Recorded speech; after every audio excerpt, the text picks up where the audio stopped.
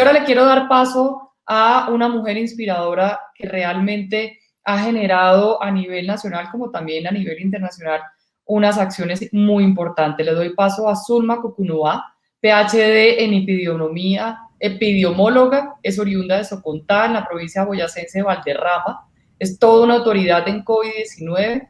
Sus conocimientos sobre el coronavirus ha hecho que sea un referente en medio científico y muy buscada por los periodistas que intentan explicar qué está pasando y qué podemos esperar. La doctora Zulma ha ganado prestigio a nivel nacional a través de las redes sociales. Su labor en Twitter, por ejemplo, se convirtió en una fuente confiable para saber y entender esta pandemia. Nos produce mucho orgullo contar con ella en esta cumbre, no solo por sus grandes méritos, sino también por su fortaleza y su visión de vida. Acá vamos a poder inspirarnos, poder aprender también cómo desde los sueños podemos lograr acciones y que se vuelvan realidad. Hay que buscar esos caminos porque las cosas buenas hay que buscarlas, hay que trabajarlas y hay que desarrollarlas. Esto ha sido parte del ejercicio que ha desarrollado Zulma y que con esto quiero darle la bienvenida y pasarle la palabra. Muchas gracias por estar con nosotros. Buenos días, María, muchísimas gracias por esta invitación.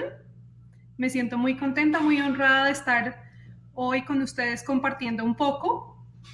Y pues ha sido todo un reto realmente, pues pensar cómo esto nos puede servir y cómo digamos, el ejemplo o el ejemplo digamos, lo que ha pasado en mi caso podría servir de inspiración para algunas mujeres, específicamente mujeres y niñas que quieran incursionar en los ámbitos de la ciencia, aunque siendo no la única opción, pero sí una de las opciones en donde tradicionalmente las mujeres hemos estado subrepresentadas. Entonces, pues como bien lo dijiste, voy a hablar de pronto un poquito de mí, después voy a hablar un poco de las cosas que pienso que podrían ser importantes para que, cómo miramos hacia el futuro, cómo cambiamos como estas tendencias que hasta ahora tenemos en cuanto a brechas de género. Entonces, efectivamente, yo soy médica, hice una maestría en salud pública, una especialización en enfermedades infecciosas tropicales y posteriormente hice un doctorado en epidemiología de enfermedades infecciosas, específicamente haciendo algo que en epidemiología se conoce como epidemiología matemática o modelamiento matemático de las epidemias. Y pues en el contexto del coronavirus, pues obviamente los epidemiólogos que nos dedicamos particularmente al campo de las enfermedades infecciosas, pues hemos tenido una gran visibilidad, en gran medida pues porque llevamos años estudiando cómo se comportan las epidemias en las poblaciones, y esto requiere de la aplicación de conocimientos y métodos que van más allá de pronto de la medicina, pero que combinan también las matemáticas, las estadísticas, la inmunología, y al final se convierte como en un área, la epidemiología de las enfermedades infecciosas, en un área donde convergen muchas ciencias y donde hay un diálogo permanente entre muchas de ellas para construir un cuerpo de conocimiento que nos permita entender y poder controlar potencialmente las epidemias.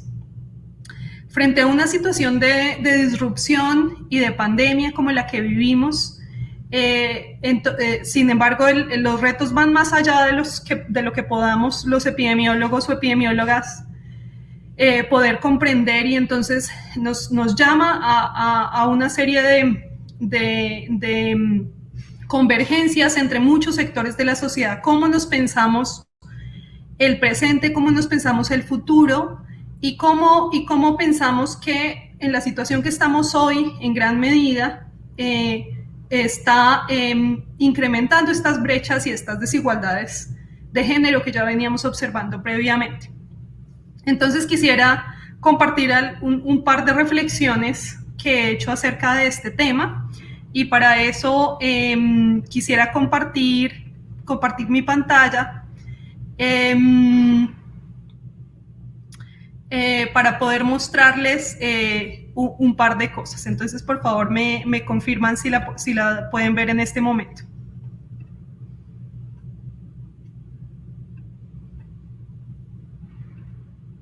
¿Ahí pueden observarla? No. En este momento todavía no la vemos, doctora Zulma. Buenos días. Si quiere volver a intentar, por favor, darle compartir para que podamos ver su pantalla, porque todavía no estamos viendo el slide que nos anuncia. Perfecto. Nuevamente.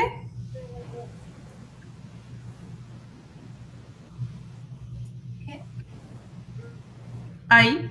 Ahora sí, estamos viendo el escritorio de su computador, entonces ahí es que pasarse al lugar donde tenga el slide. A ver. Porque entonces no le estoy compartiendo toda la pantalla, probablemente. En este momento se ve la presentación. Seguimos viendo el escritorio del computador de la plataforma en la que estamos conectados, pero no se ve la imagen que nos comenta. Ok. No sé realmente por qué sucede eso. Debe ser, sí, la verdad es que no sé por qué no puedo, no sé por qué no puedo, no sé por qué no se está proyectando. A ver, intentémoslo como la última vez. A ver qué pasa. Es una... Si quiere, doctora Zulma, nos la puede enviar a Diana Erazo y nosotros aquí nos encargamos de proyectarla directamente de la plataforma. Vale, intentémoslo la última vez a ver si lo podemos hacer. A ver, entire screen. En este momento.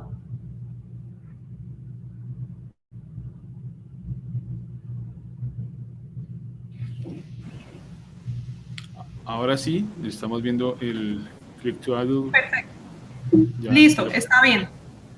Listo, está muy bien. Entonces, bueno, quisiera iniciar entonces por esta reflexión. Digamos, no es esta la única causa, pero hay de cierta manera estos problemas acerca de las percepciones que tenemos como niños o como niñas empiezan muy temprano en nuestra vida, en el momento en que desde muy jóvenes empezamos, desde siendo muy niños, empezamos a tener unas opciones diferenciales si somos niños o si somos niñas. Y entonces, esta es una imagen muy diciente, pero que prácticamente es muy reproducible en cualquiera de los almacenes, incluso en los que podemos nosotros asistir en cualquier lugar, en cualquier ciudad de Colombia. Y es que precisamente las ofertas que hay para niñas principalmente corresponden a cosas relacionadas con la belleza, con el hogar, con el cuidado, mientras que las opciones que tenemos disponibles para los niños son opciones que tienen que ver con la ingeniería, con el desarrollo de ciertas habilidades abstractas o concretas sobre desarrollo de capacidades. Y entonces desde ese mismo momento se empieza a abrir una brecha entre qué se considera socialmente aceptable o posible o dentro del rango de posibilidades de lo que las niñas podemos ver. Entonces, bajo ese panorama, entonces nos preguntamos, bueno, ¿qué pasa con las mujeres en ciencia? ¿Cuántas somos las mujeres en ciencia? ¿O es esto parte de lo que nos lleva a que haya menos mujeres en ciencia? ¿Es cierto que hay mujeres en ciencia? ¿O es cierto que hay muy pocas? Y entonces algunas cifras son muy dicientes. Por ejemplo, solo en el mundo en general, el personal dentro de la población general de investigadores, solamente un 28% del total de los investigadores del mundo corresponden a mujeres. Y aún más en América Latina, por ejemplo, no es una de las peores regiones, pero es una región donde está muy subrepresentada y solo alrededor del 32% de la población de investigadores son mujeres. Muy importante, históricamente, digamos, no hay ninguna duda de que esto ha sido así. En el reconocimiento histórico que se ha tenido sobre las mujeres, solo, por ejemplo, el 3% de los premios Nobel de ciencias, que es diferente de pronto a los premios Nobel en otras áreas como literatura, pero específicamente en las ciencias, la física, la química, la medicina, esos premios Nobel, desde su creación en 1901 hasta la fecha, solo el 3% de esos premios han sido otorgados a mujeres. Y entonces hay múltiples barreras que hemos podido identificar a lo largo de los años, que no solamente empiezan desde las ofertas que tenemos para las niñas desde que son muy pequeñas, sino posteriormente cómo esas vidas van tomando ciertos caminos y esos estereotipos y prejuicios que afrontan las niñas hacia cuál es su rol en la sociedad se van volviendo cada vez una barrera para que las niñas puedan persistir en los sueños que traen. Y en segunda instancia, ya en la vida adulta, hay una carga excesiva hacia las mujeres en cuanto a labores del hogar. Y esas mayores cargas entonces llevan, por ejemplo, a que la productividad científica de las mujeres se vea afectada, y esto a su vez hace que cuando estamos mujeres compitiendo por un trabajo, por ejemplo, usualmente las mujeres que tienen estas mayores cargas familiares tienden a tener una producción académica, por ejemplo, más inferior que la de hombres, a pesar de que los hombres también tengan ya una familia. Está, digamos, ya perfectamente documentado cómo ese desbalance hacia las mujeres hace, pues, entonces que esa producción académica se vea afectada. Entonces, la pregunta que nos hacemos todo el tiempo es cómo cambiamos esa historia donde las mujeres seguimos estando subrepresentadas en la ciencia, y no solo en la ciencia, sino en muchos campos. Pero particularmente me gusta hablar, pues, de este campo que es la ciencia, porque es en el que me muevo y donde tengo más conocimiento y donde sé que podemos proponer algunas cosas. En primera medida, pues considero dentro de estas reflexiones que debemos ser conscientes de que existe esa brecha de género, de que es real, que no es algo que nos estamos inventando, sino que en realidad existe, y en realidad es algo que es problemático para el desarrollo de la sociedad. También comprender que esto se debe no a razones biológicas, como de pronto hasta algunos años se creía que las niñas tenían menos habilidad, por ejemplo, para las matemáticas o para las ciencias en comparación con los niños, lo cual hoy en día está totalmente demostrado que no es cierto, y que obedece a unas razones culturales y sociales donde desde muy pequeñas las niñas empiezan a tener estímulos que las alejan de las ciencias, mientras que los niños tienen estímulos sociales y culturales que los acercan más a las ciencias. Entonces, comprender esas razones es muy importante. Y es muy importante identificar en qué momento y circunstancias las niñas y mujeres deciden o se ven forzadas a no perseguir esos sueños. ¿Cuáles son los momentos cruciales donde las niñas abandonan esos sueños y esas posibilidades de ser científicas o ingenieras, etcétera? Y por último, pues brindar oportunidades diferenciales a las mujeres hasta que podamos alcanzar esa paridad de género. Entonces, esa idea de que las niñas pueden ser científicas y pueden alcanzar esos sueños, entonces identificar en qué momento de pronto las niñas empiezan a sentir que no pueden seguir esa línea que de pronto en algún momento alcanzaron a pensar que era posible. Y se ha identificado que aproximadamente a los 5 años las niñas empiezan a optar más por opciones que no son las de las ciencias o las matemáticas, y esto pues tiene unas raíces justamente culturales en la forma en que la sociedad está ofreciendo incentivos o no para que las niñas opten por una u otro camino.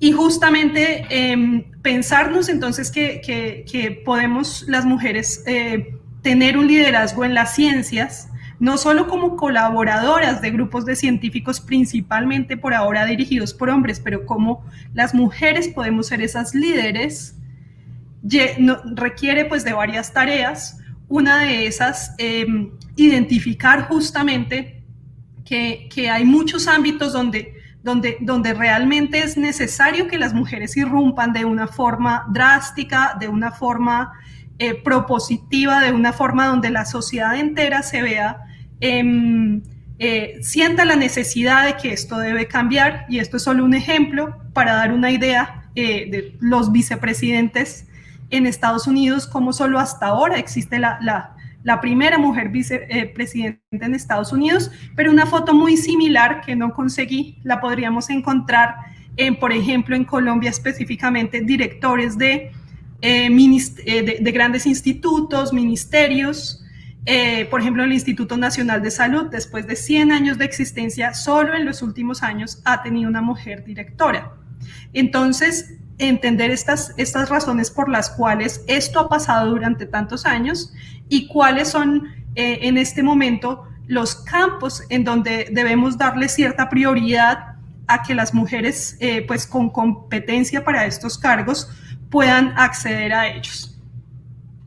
Un punto muy importante va a ser siempre cómo mostramos estos ejemplos, como los que se hablaba en la sesión anterior, cómo hacemos que la sociedad quiera mostrar estos ejemplos de mujeres, y es muy importante que se haga, que se muestren los ejemplos, lo que se llama los role models, o los modelos de mujeres que pueden tener otras actividades poco tradicionales, una de esas siendo las actividades científicas, y que esas mujeres que se proyectan hacia la sociedad puedan contar sus historias, y mujeres diversas, mujeres de todos los orígenes. Algo muy importante que he aprendido con los años es que esto requiere realmente que tengamos unas redes muy sólidas entre mujeres, y precisamente hay varias redes que están surgiendo en Colombia, una de esas siendo, por ejemplo, la red de mujeres astrónomas, la red de mujeres científicas, y esa compañía, esa solidaridad entre nosotras como mujeres en ciencia nos va a dar una fortaleza muy importante para lograr este cambio.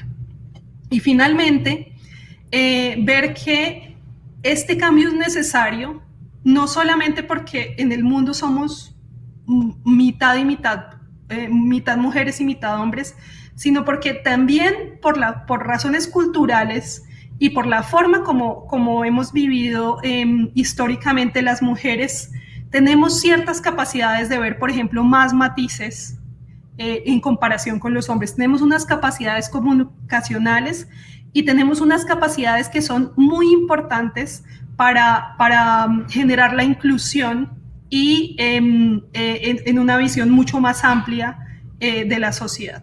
Entonces, pues ahí paro mi presentación, y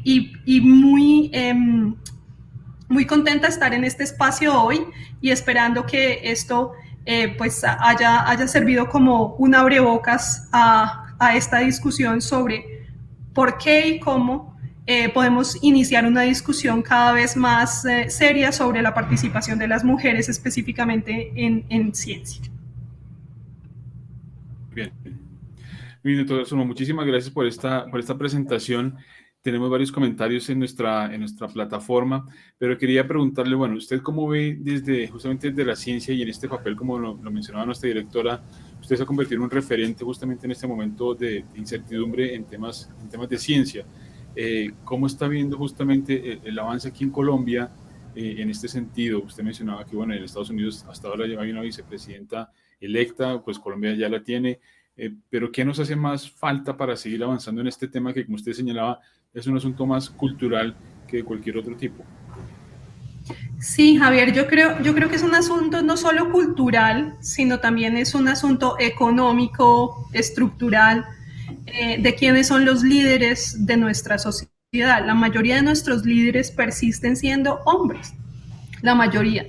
Entonces, es un cambio que definitivamente no se va a dar de la noche a la mañana. Es un cambio que necesita un soporte estatal que necesita un apoyo de la sociedad para impulsar a estas mujeres que están ahí. Cada vez hay más mujeres con mayor preparación y se necesita un impulso importante, decidido, drástico si se quiere, para cambiar esa tendencia. Y yo creo que no es solo cultural, es decir, hay unas razones estructurales que deben moverse, y eso también implica que los hombres que hoy en día están ocupando esos cargos y esas posiciones de liderazgo en el país deben entender que esto es un problema real, y estos mismos hombres promover la participación no como acompañantes de ellos, pero como la participación de un real liderazgo femenino. Ahí yo estaba pensando que de pronto este tema lo podemos abordar desde diferentes fases, digamos, de la vida. Uno es, como usted decía, bueno, los hombres que están en posición de liderazgo en el poder, que comprendan y comprendamos que esto es una situación que tenemos que abordar y enfrentar desde ya, y desde nuestra parte impulsar a que eso se dé. Por una parte, digamos, ya en una fase, digamos, madura, por decirlo así. Pero también supongo que hay mucho que hacer desde la parte académica, tanto en universidades como en colegios, y desde las casas, desde los que somos padres de familia, de ir moviendo todo esto para que sea un asunto que se trabaja, como decía, en varias fases al mismo tiempo, para que el tiempo que esto nos tome sea mucho más corto. Sí, totalmente de acuerdo, Javier. Aparte, digamos, este macro nivel, que es un poco el nivel de la política, por supuesto, desde las posibilidades de nuestra actuación personal, sí hay muchas cosas que podemos hacer. Una de esas, por ejemplo, como lo mencionas, como padres, ofrecer estas posibilidades a las niñas para que no solo jueguen con muñecas, para que no solo jueguen con artículos del hogar y con cosas relacionadas con el cuidado, que es muy importante y también tienen todo el derecho, digamos, a hacerlo, pero que tengan esa oportunidad igual de acceder a juegos, por ejemplo, que incentiven su creatividad, que incentiven las habilidades matemáticas, las habilidades manuales, las habilidades de creación, por ejemplo. Y, digamos, no encajar desde nuestras familias que las niñas tienen que ser de esta forma o de esta otra, sino dar unas posibilidades diversas, tanto para niñas como para niños. Y luego, desde las instituciones académicas, hay varias estrategias que se están utilizando. Por ejemplo, en el Reino Unido, varias estrategias que se han venido utilizando para facilitar que las mujeres tengamos menos carga en el hogar. Es, por ejemplo, las universidades han apoyado todos los programas de cuidado de niños, child care. Entonces, de estos centros dentro de las universidades, que directamente las universidades apoyen los cuidados del hogar mediante una infraestructura. Por ejemplo, también en las comunidades académicas, en congresos, también cada vez es mucho más frecuente que los congresos tengan una guardería. Entonces, para que las mujeres que tienen familia, hombres y mujeres, pero principalmente las mujeres que tienen niños pequeños, puedan ir a esos congresos y poder dejar los niños al cuidado en esa guardería, un soporte extra que tiene que ser estructural, económico, para que esas tensiones, digamos, esas cargas del hogar se vean disminuidas. Entonces, hay que pensar en todos los espacios cuáles son esas barreras y actuar sobre ellas. Muy bien. Doctora Supan, pues muchísimas gracias por este tiempo con nosotros aquí en la Cumbre de Liderazgo Femenino y Transformación Digital de AmCham Colombia, con el apoyo de Google. Ha sido de gran utilidad su presentación, y lo estamos viendo en los comentarios de quienes nos han acompañado en este momento. Gracias por su trabajo. Le deseamos una feliz tarde en el Reino Unido, y vamos a seguir aquí en este segmento de la Cumbre de Liderazgo Femenino y Transformación Digital. Que tengan buena tarde.